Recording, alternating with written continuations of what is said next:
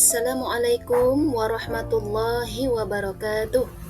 Alhamdulillahi rabbil alamin. Assalatu wassalamu ala asyrafil anbiya'i wal mursalin Sayyidina wa maulana Muhammadin wa ala alihi wa sahbihi ajma'in, amma ba'd. Puji syukur kehadirat Allah subhanahu wa ta'ala, yang mana pada kesempatan ini kita masih diberi nikmat dan karunia, khususnya nikmat iman dan sehat. Salawat serta salam kita haturkan kepada junjungan kita Nabi besar Muhammad sallallahu alaihi wasallam yang telah sukses menjalankan visi misi dakwahnya dalam menyebarkan ajaran Islam yang penuh dengan kedamaian dan kasih sayang dalam bingkai rahmatan lil alamin. Siswa-siswi yang Ibu banggakan, selamat bertemu kembali pada mata pelajaran Pendidikan Agama Islam dan Budi Pekerti. Saya doakan semoga kalian semua dalam keadaan sehat dan siap menerima materi yang Ibu sampaikan. Untuk memulai pelajaran pada hari ini, marilah kita bersama-sama berdoa. Bismillahirrahmanirrahim. Raditu billahi rabba wa bil islami dina wa bi muhammadin nabiyya wa rasula. Rabbi zidni ilma warzuqni fahma waj'alni minas salihin. Sadaqallahul azim. Nah, siswa-siswi sekalian yang berbahagia, pada materi kali ini kita akan membahas bab 3 tentang menghadirkan sholat dan zikir dalam kehidupan sehari-hari. Adapun tujuan pembelajaran kita kali ini ada 3. Yang pertama, dapat menghubungkan hakikat sholat dan zikir dalam mencegah perbuatan keji dan munkar. Yang kedua, dapat menuliskan contoh perilaku ketakwaan sebagai pemaknaan salat dan zikir dalam mencegah perbuatan keji dan munkar di lingkungan sosial. Dan yang terakhir, dapat membuat quote tentang salat dan zikir, mencegah perbuatan keji dan munkar dalam media sosial atau media lainnya. Sebelum kita masuk ke materi, marilah kita bertafakur dan merenung sejenak. Kalian tentunya sudah tahu bahwasanya agama merupakan fondasi hidup manusia sehari-hari. Dalam agama Islam, sholat merupakan tiang agama. Maksudnya adalah sholat itu sebagai pilar penyangga yang mengokohkan keislaman, yang wajib dilaksanakan 5 kali dalam sehari semalam. Setelah mencermati renungan tadi, kita akan masuk ke pembahasan yang pertama. Yang pertama di sini kita akan membahas tentang makna sholat. Secara bahasa, sholat diartikan sebagai doa atau doa meminta kebaikan.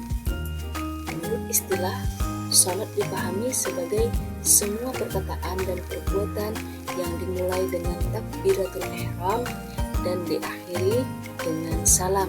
Kalian pasti tahu mengapa sholat itu sangat penting dalam kehidupan sehari-hari. Sholat selain juga sebagai tiang agama, juga berfungsi untuk memberikan makna terhadap kehidupan di luar sholat.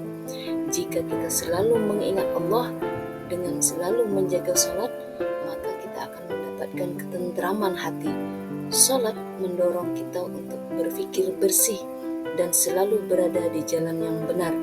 Kita akan terjaga dari perilaku keji dan munkar apabila hati selalu ingat kepadanya. Nah, anak-anak sekalian, silahkan kalian simak dalil tentang sholat berikut ini. Ayat tersebut menjelaskan bahwa sholat dilaksanakan berlandaskan pada rukun dan syarat. Seorang muslim dianjurkan untuk mengerjakan sholat dengan benar berikut sunnahnya. Jadi, sholat dapat menghalangi dan mencegah seseorang dari perbuatan buruk apabila dikerjakan dengan sempurna. Rasulullah Shallallahu Alaihi Wasallam menjelaskan manfaat dan keutamaan yang akan diperoleh bagi orang yang sholat. Begitu pula kerugian dan siksaan yang akan menimpa orang yang tidak mengerjakan. Rasulullah Shallallahu Alaihi Wasallam bersabda, orang yang memelihara sholat akan mendapatkan cahaya, petunjuk, dan keselamatan pada hari kiamat. Begitu pula orang yang tidak memeliharanya, ia akan memperoleh hal tersebut. Ia akan bersama Qarun, Fir'aun, Haman, dan Ubay bin Khalaf di hari kiamat nanti. Hadis riwayat Ahmad dan Al-Tabrani dari Abdullah bin Umar. Setelah pembahasan tentang sholat, kita akan masuk ke pembahasan yang kedua, yaitu pembahasan tentang makna zikir. Jadi, di sini zikir dapat diartikan secara bahasa adalah ingat, sedangkan menurut istilah zikir diartikan dengan mengingat Allah Subhanahu wa Ta'ala sebagai upaya untuk mendekatkan diri kepadanya. Kita diperintahkan untuk selalu berzikir kepada Allah dengan mengagungkan kekuasaan dan kebesarannya agar terhindar dari kesombongan. Nah anak-anak, sekarang simak dalil tentang zikir berikut ini. Jadi, ayat tersebut menjelaskan bahwa Allah Subhanahu wa Ta'ala memerintahkan manusia yang beriman kepadanya dan membenarkan Rasulullah Shallallahu Alaihi Wasallam untuk selalu berzikir kepadanya, baik siang maupun malam, sendiri ataupun berjamaah, memperbanyak mengingat Allah dalam hati dan menyebutnya dengan lisan akan merasakan kehadiran Allah Subhanahu wa Ta'ala. Begitu pula bertasbih kepadanya baik pada waktu pagi maupun petang dengan menyucikan diri dari sifat-sifat tercela. Setelah kita mempelajari makna zikir, di sini kita akan membahas tentang macam-macam zikir. Zikir yang pertama adalah zikir dengan hati, yaitu bertafakur dan merenungkan ciptaan Allah Subhanahu wa Ta'ala, sehingga timbul dalam pikiran bahwa Allah Subhanahu wa Ta'ala adalah zat yang maha kuasa. Kemudian yang kedua, zikir adalah ucapan, yaitu mengucapkan lafal-lafal yang di dalamnya terdapat keagungan namanya. Contohnya tasbih, tahmid, takbir, tahlil, dan membaca Al-Quran. Dan yang terakhir adalah sholawat. Kemudian yang ketiga, zikir dengan perbuatan, yaitu menaati perintahnya dan mematuhi larangannya. Selanjutnya, kita akan membahas tentang sholat untuk meraih ketakwaan dan menghindari perilaku tercela. Keimanan dan ketakwaan kepada Allah yang tumbuh pada diri seseorang merupakan manifestasi keberhasilan dari salah satu pelaksanaan ibadah sholat dalam kehidupan sehari-hari, sebagaimana disebutkan dalam firman-Nya dalam Al-Quran surah Ali Imran ayat 102. Bismillahirrahmanirrahim. Ya ayyuhalladzina amanu taqullaha haqqa tuqatih wa la tamutunna illa wa antum muslimun. Artinya, hai orang-orang yang beriman, bertakwalah kepada Allah dengan sebenar-benar takwa kepadanya, dan janganlah sekali-kali kamu mati melainkan dalam keadaan beragama Islam. Ayat tersebut menjelaskan bahwa kita hendaknya selalu bertakwa kepada Allah dengan menaati segala perintahnya dan menjauhi larangannya. Kita diperintahkan pula untuk selalu istiqomah dalam beragama Islam agar kita tidak mati dalam keadaan kafir. Seseorang yang selalu melaksanakan salat akan tumbuh rasa takut berbuat dosa, baik dosa kepada Allah, dosa kepada orang lain, maupun dosa terhadap dirinya sendiri. Oleh karena itu, salat dapat mencegah perbuatan keji dan munkar. Berikutnya, kita akan membahas tentang hikmah melaksanakan sholat dan zikir. Jadi di sini ada beberapa hikmah sholat dan zikir. Antara lain yang pertama, tertanamnya akidah tauhid.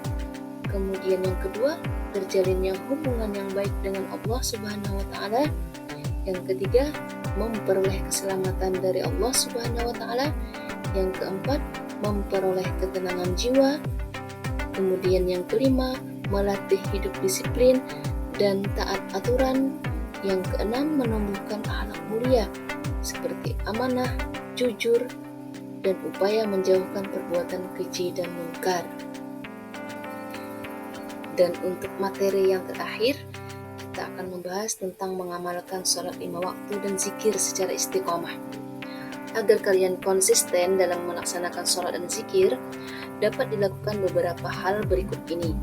Pertama yaitu menyadari bahwa sholat dan zikir untuk mendekatkan diri kepada Allah Subhanahu wa taala. Kedua, memahami manfaat sholat dan zikir dalam kehidupan. Yang ketiga, ingat bahwa dunia ini sementara dan kita akan kembali ke akhirat. Kemudian yang keempat, jangan menunda sholat dan malas dalam berzikir. Yang kelima, niat yang tulus. Kemudian upayakan untuk selalu sholat berjamaah. Yang ketujuh, berteman dengan orang yang rajin sholat. Dan yang terakhir, banyaklah membaca buku keislaman. Demikianlah pemaparan materi tentang menghadirkan sholat dan zikir dalam kehidupan sehari-hari. Mudah-mudahan kita semua dimudahkan dalam menerima penjelasan materi kali ini. Untuk mengakhiri pertemuan kita pada kali ini, marilah kita bersama-sama membacakan hamdalah. Alhamdulillahirabbil alamin. Terima kasih dan semoga bermanfaat. Saya akhiri. Wabillahi taufik wal hidayah. Wassalamualaikum warahmatullahi wabarakatuh. Tetap semangat anak-anak. Ingat hari ini tahun 2024.